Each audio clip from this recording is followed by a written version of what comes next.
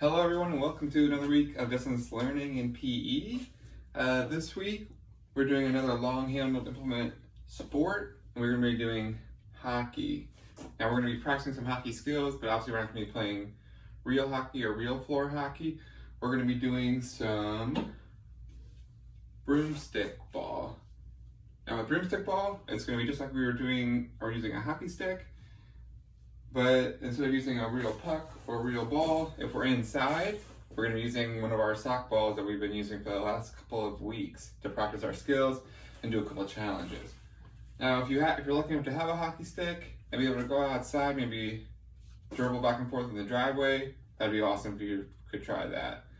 All right, but if we're using a broom or a hockey stick, one hand, whatever your strong hand is going to be in the middle or lower towards the end of your stick.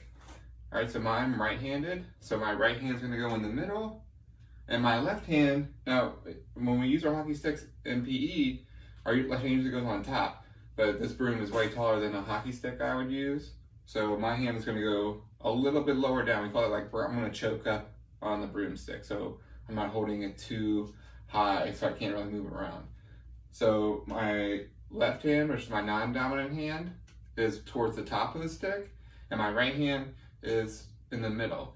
Now, if you remember from hockey before, our thumbs need to be pointed down towards the bottom of the stick, so we're not grabbing it like this. Your thumbs should be on the stick, pointed down towards the bottom of it, either towards your broom end or the blade end if you're using a real hockey stick. So when you hold it, should look just like this. You need to bend your knees just like always. We're in a nice athletic stance so we can stand and move our stick back and forth, and we can move quickly with our feet. Now, when we dribble, I'm gonna get my sock ball. When we dribble, you wanna use both sides of our hockey or broom stick. You can't just push the ball along the floor with one side of your stick. You want to be able to use both sides so I can go in both directions. So you want to just sweep back and forth, hitting our softball back and forth so it's nice and under control, making sure we're using both sides of the stick, just like this. All right, now in our challenge, I'm gonna post a second video where we're doing a challenge where you can see how fast you can dribble back and forth across a room in one direction and then in the other direction. Now we can be using just our dribbling ability, or you can put some cones out, or you can put like some water bottles or anything like that you're trying to dribble around and try to make a little path, like a little obstacle course for you to dribble around and make it a little harder so you can practice dribbling and moving around people. All right, our last skill we're going to learn is passing.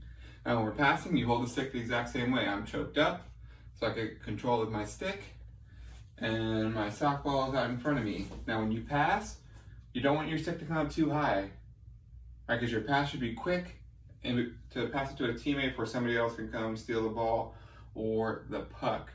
So we're not bringing our stick way up in the air. We're not doing a slap shot, especially inside. We're working on passing.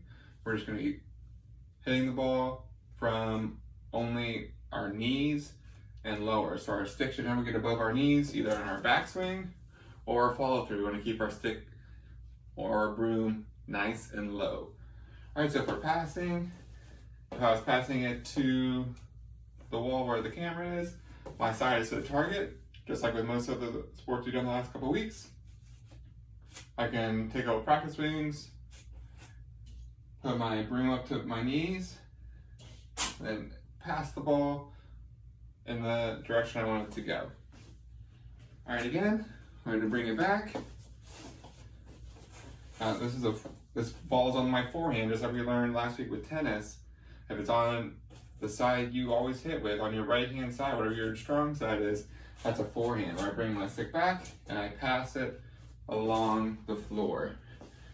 Now, if you're getting good at forehands, you can also do backhand, just like we did with tennis last week. Now, backhand, that means that I'm still holding my right hand on the bottom of the stick towards the middle or a little bit lower for control. But that means when I'm using my backhand, the back of my hand is leading the stick. All right, so just like that, you bring a little backswing only to your knees, and then you hit your back hand, and your stick does not get above your knees going this way either. All right, we'll do one more.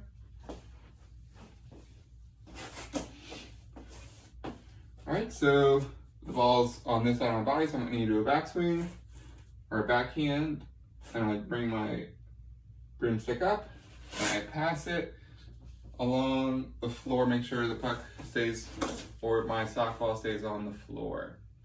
All right, so that is hockey or broomstick ball for this week.